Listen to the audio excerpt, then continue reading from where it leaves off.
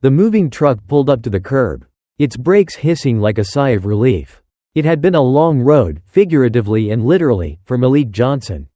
Over the years, he'd saved every dime from his double shifts as a janitor and weekend handyman. Dreaming of giving his daughter, Zoe, something better. Not ownership, not yet, but space. And safety. The house wasn't fancy. A 2-bedroom rental, yellow paint faded, porch sagging slightly at the edge. But for Malik and Zoe, it was a new beginning. Across the street, an elderly white man stood silently on his manicured lawn, hands clasped behind his back. He stared at the truck like it had rolled in with a disease. Malik noticed, but said nothing. Zoe hopped out of the cab, stretching after the ride. She wore her favorite overalls, one strap always undone, hair in tight braids. "This it?" she asked. Malik nodded. "Yeah, baby girl, this is it. Blank. Underscore, blank." The next day, Malik knocked on the front door of the large white house next door. The same man answered, still wearing the same disapproving scowl. "Mr. Whitmore?" Malik said politely. "I'm Malik Johnson. I just moved in next door. Thought I'd come introduce myself." Mr. Whitmore's eyes flicked down to Malik's calloused hands, then to the modest clothes he wore. "HMPH," the old man muttered. "Well, don't go digging up the yard. That place has enough weeds already." Before Malik could respond, the door clicked shut. Blank. Underscore, blank. A week later, Malik stood in the backyard with Zoe. The grass was patchy, soil dry, the fence half collapsed, but in his eyes, it was beautiful. He pointed. "We'll put tomatoes here, lettuce over there, maybe a flower bed by the fence." Zoe wrinkled her nose. "We don't even own the place. Dad, what if he doesn't let us? He can't stop us from planting hope." Malik said with a grin. "This land ain't ours, but the sun is free." She laughed. That weekend, they began. They pulled weeds under the summer sun. They hauled compost, spread mulch, planted seeds. Malik built raised beds from salvaged wood. Zoe painted signs. Zucchini Zone, Beet Street, Bloom Room. Every day, Mr. Whitmore watched. Every day, he frowned deeper. Blank. Underscore, blank. 2 weeks in, Mr. Whitmore called out from his porch. "Hey, you turning my property into a jungle?" Malik looked up, wiping sweat from his brow. "Just planting some vegetables, sir. This ain't a farm. This is a residential community. We're not breaking any rules." Whitmore scoffed. "People like you should be working in gardens, not making one." Zoe, kneeling in the dirt nearby, froze. Malik's jaw tensed, but he stayed silent. Instead, he turned back to the soil. Later that evening, as they watered the tiny green sprouts pushing from the earth, Zoe asked quietly, "Why does he hate us?" "He doesn't know us," Malik replied. "He doesn't want to." She touched one of the young seedlings. Soft as breath. "They won't let us bloom." "Dad?" She looked up, her eyes full of stubborn fire. "But we still will." Blank. Underscore, blank. At school, things weren't much better. Zoe returned home one day. Backpack heavy, face heavier. They laughed. She muttered, tossing her bag down. "Who?" "Some boys. Said my dad grows weeds like he's from the jungle. Said we're playing poor people in the suburbs." Malik sighed, motioning her to sit beside him on the porch. "People fear what they don't understand," he said. She crossed her arms. "They understand enough to be mean." "You know why I started this garden?" he asked. She shook her head. "Because the world gives us broken soil, hard dirt, rocks, and tells us to grow anyway. So we show them, we can. Not because it's easy, because it's ours." Zoe rested her head on his shoulder. Blank. Underscore, blank. The garden kept growing. Carrots peeked through the earth like shy children. Marigolds lit up the corners with golden flames. Bees hummed their approval. Every weekend, the father-daughter duo worked like a tiny army of two, building something that didn't exist before. Whitmore grumbled louder, called code enforcement once, no violations. Complained to the neighborhood association, no rules broken. He muttered slurs under his breath when he walked past, spat in the dirt near the fence line, and called Malik, boy, more than once. But Malik never stopped. Blank. Underscore, blank. One Saturday morning, Zoe woke to find a mess. Someone had thrown trash over the garden fence, fast food wrappers, broken bottles, even dog feces. The signs Zoe painted were ripped off and thrown into the compost bin.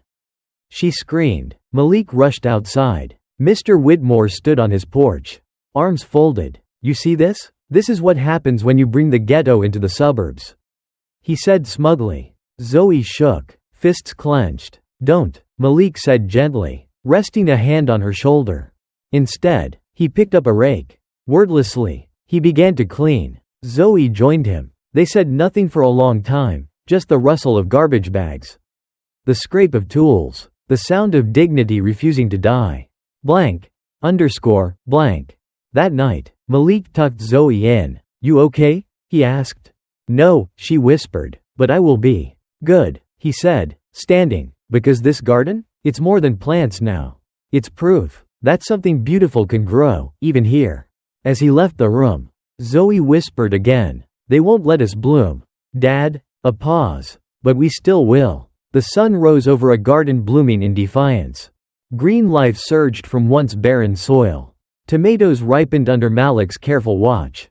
Bees drifted between sunflowers like sleepy dancers. Zoe had painted a new wooden sign at the entrance of the backyard, the Garden of Hope.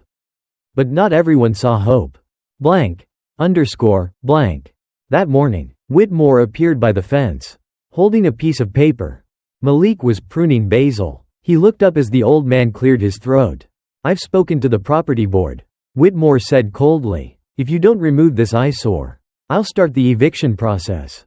Malik stood, silent, hands dirty but steady. "On what grounds?" he asked calmly. "You're damaging the aesthetics of the neighborhood. This isn't a farm." Whitmore leaned in slightly. "You people always bring the wild with you." Malik didn't flinch. "This garden feeds people," he said, "teaches my daughter, heals us. This garden," Whitmore snapped, "is ruining the image of this entire block." Blank. Underscore. Blank. That week, Malik received a notice from the Homeowners Association, though he wasn't a homeowner.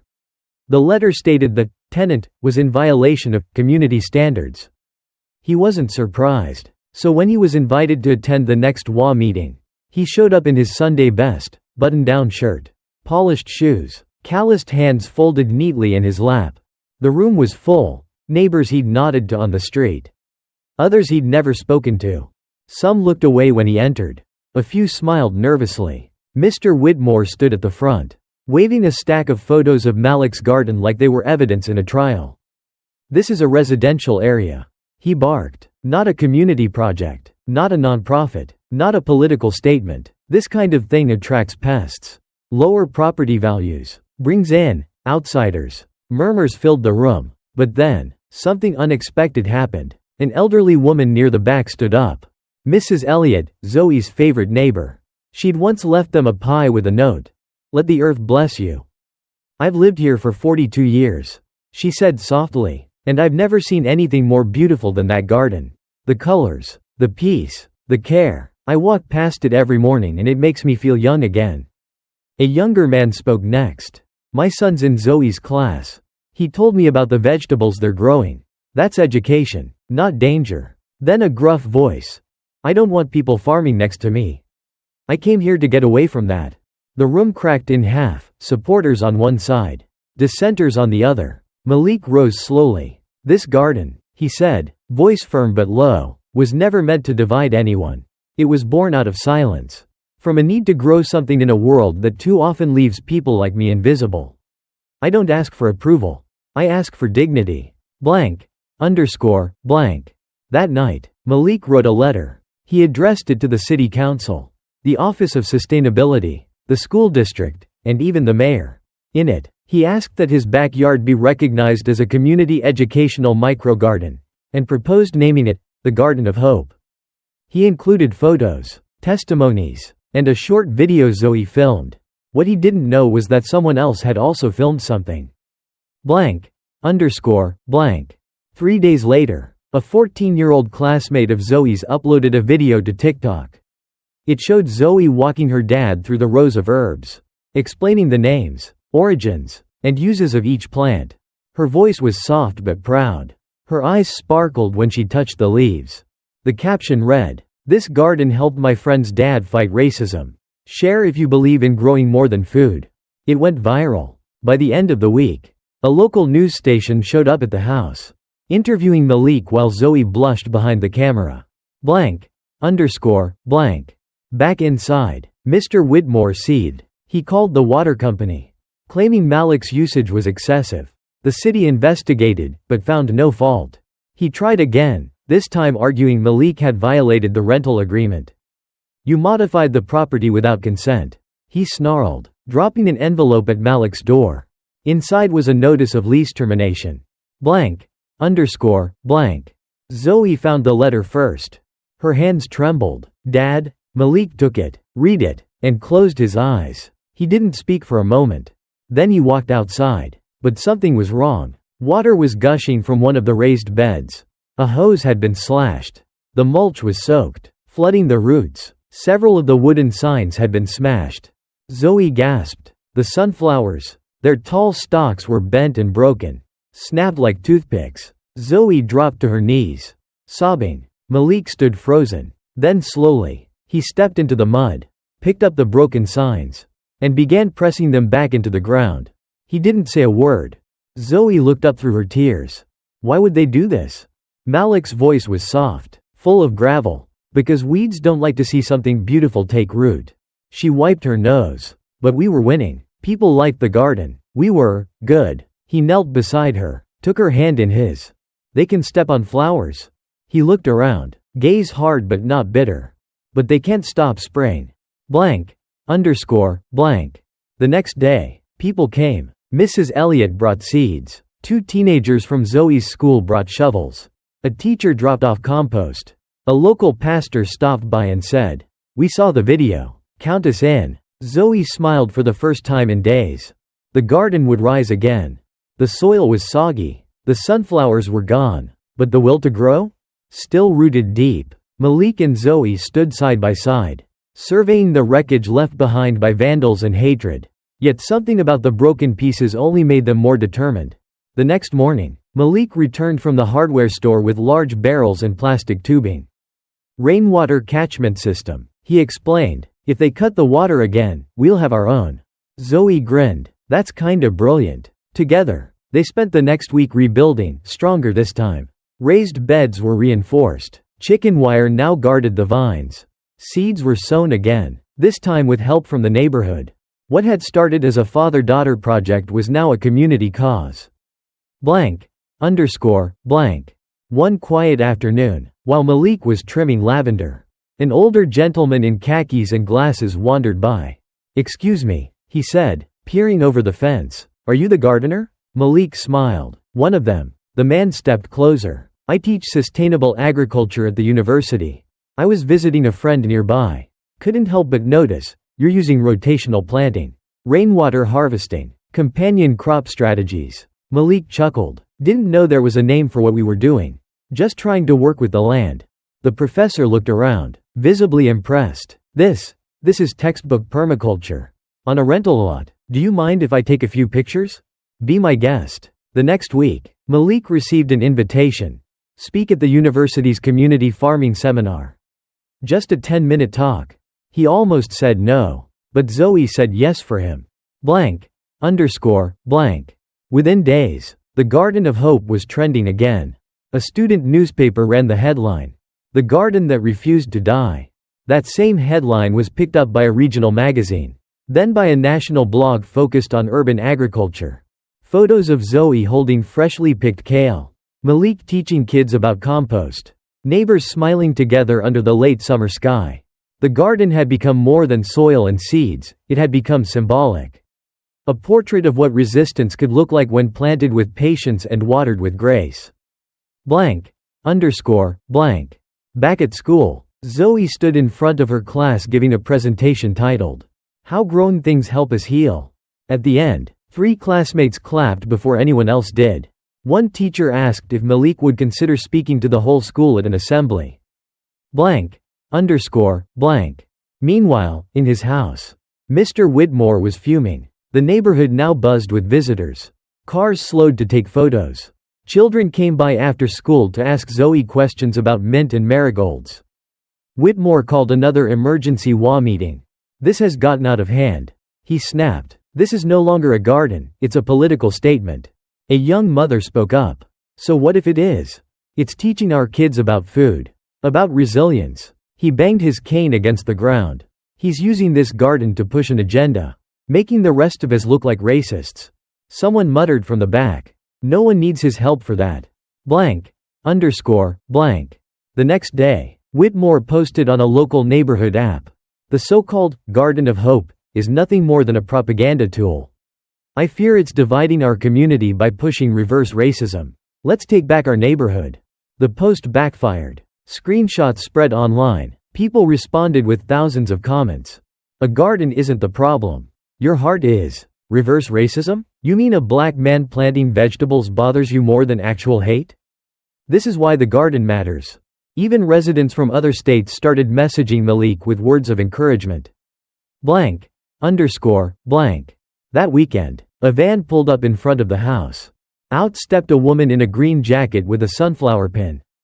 Mr. Johnson? She asked. That's me. I represent Earth Bridge, a nonprofit that supports urban green spaces. We've been following your story. And we'd like to present your garden with the title, Certified Community Green Spot. Zoe gasped. What does that mean? It means we recognize this place as a site of environmental education, community healing, and sustainable practice, and we'll be providing resources to help it grow. Blank. Underscore. Blank. That evening, Zoe planted a new sign at the front of the garden, next to her old one. It read, They planted hate. We answered with life. She looked up at her father. We did it, didn't we? He smiled. No, he said. We started. Autumn came with gold on the leaves and a kind of quiet triumph in the air. The Garden of Hope was thriving. The last harvest of the season was underway, plump tomatoes, rainbow chard, lavender blossoms, bell peppers in every hue. Malik and Zoe moved through the garden like artists in a gallery, carefully clipping and collecting. A few neighbors stopped by to say hello. Someone dropped off mason jars to help store pickled cucumbers. Another brought paper bags labeled, Free Produce, take what you need. It was peaceful. Then came the letter. Blank. Underscore. Blank. It arrived in a slim white envelope with a gold seal, no return address. Zoe opened it first. Her eyes widened. Dad, you have to read this. Malik took it, unfolded the paper, and read aloud. Dear Mr. Johnson, we are writing on behalf of our 8th grade environmental science class at Glendale Middle School. We recently studied your garden as part of our unit on urban sustainability. Your story taught us more than any textbook ever could. We believe what you've built represents the best of what this country can be. That's why we wrote to the president. We asked him to see what you've grown. With respect. Room 208. Malik stared at the paper. Stunned. They wrote to the president?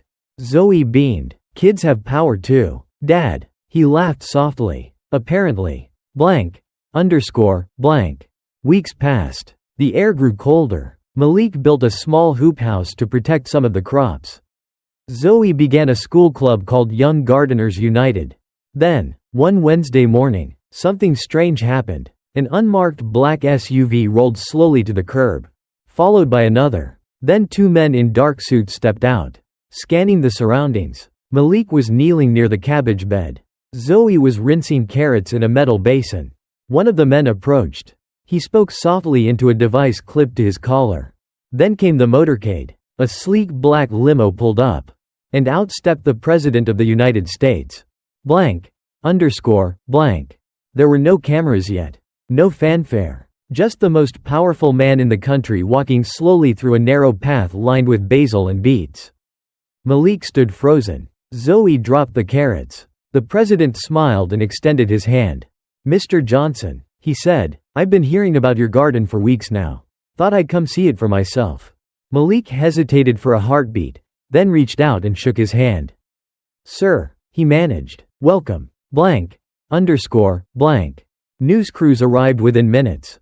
Secret Service had apparently coordinated everything in silence. A satellite truck appeared on the corner. Drones buzzed in the sky. The visit was now broadcast live across every major network. Whitmore, standing on his porch, nearly dropped his morning coffee. He leaned forward, squinting at the screen on his phone. There, on national television, stood the man he had once mocked. Belittled, threatened with eviction, now shaking hands with the commander-in-chief. Surrounded by cameras and cabbages. Whitmore's face paled. Blank. Underscore. Blank. The president walked through the garden slowly, stopping to ask questions. What's this one here? Purple kale. Malik replied. And this? Zoe's favorite, lemon balm. Helps with stress. Then I'll take a handful. The president joked. He turned to the cameras. This garden, he said, was planted in a place where many thought nothing beautiful could grow. And yet, here we are. He looked around at the flowers, the herbs, the joy radiating from the earth. In a world that often turns its back on beauty, he paused. Letting the words settle. You built it anyway. Blank. Underscore. Blank. The broadcast cut to anchors around the country marveling at the story. A tale of resilience. An urban oasis with a political punch. Proof that dignity grows even in hostile soil.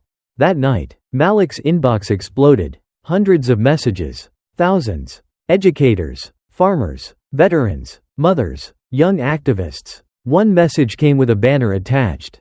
The Garden of Hope is America's garden. Blank. Underscore. Blank.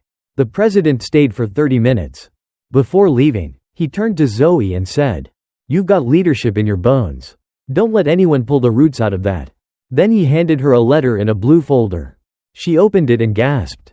It was a full scholarship to any environmental studies program in the country, funded by the National Green Future Initiative.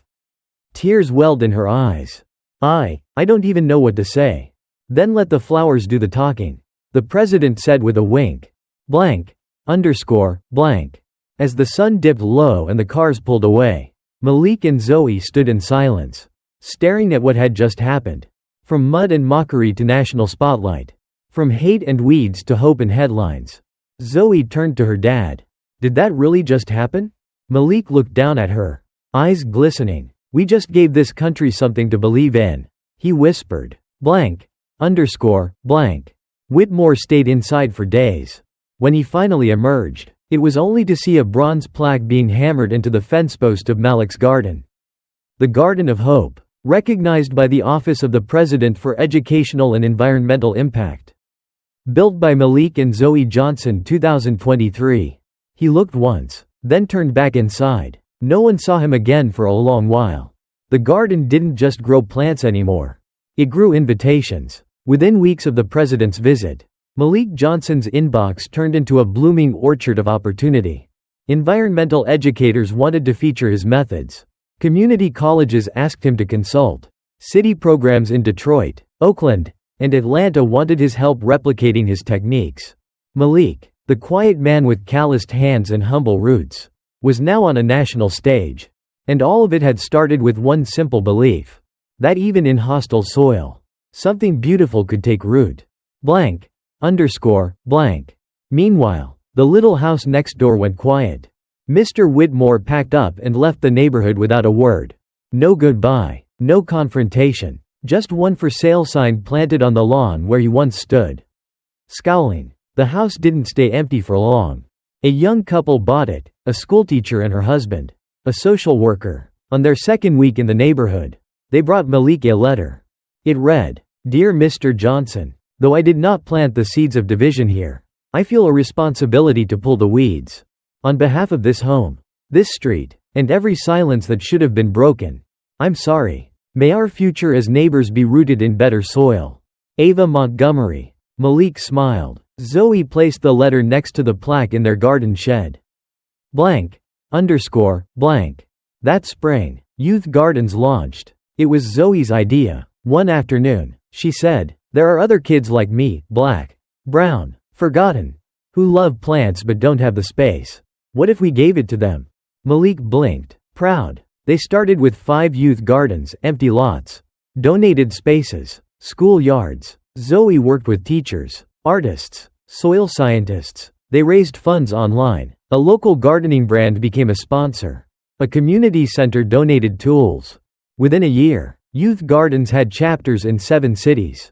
Zoe, just 16, was named one of Time magazine's Youth Voices of the Year. At the award ceremony, she said, "They called my dad's work a mess. But look what bloomed from it." Blank. Underscore. Blank. Malik continued to travel, sometimes reluctantly. He preferred the soil to the spotlight. But he showed up, because people needed stories. Not theories. Not charts, stories. In a keynote in Chicago, he spoke before 3,000 people at the National Urban Agriculture Conference. He wore no suit, just a clean work shirt, his favorite boots, and a sunflower pin Zoe had made. The lights dimmed. A hush fell. Malik walked to the podium and looked out over the crowd. His voice was steady but warm. When I first planted that garden, people laughed. Some mocked it. Others feared it. He paused. But it grew anyway. Not because the ground was easy, but because we loved it enough to stay. He scanned the room. You see, they mocked my soil. But this land raised me. Too. A long silence. Then applause, thunderous, rising, blank, underscore, blank. Back home, the original Garden of Hope was more vibrant than ever. There was now a bench dedicated to the neighborhood kids who helped rebuild it. A mural had been painted on the fence, Malik and Zoe standing back to back.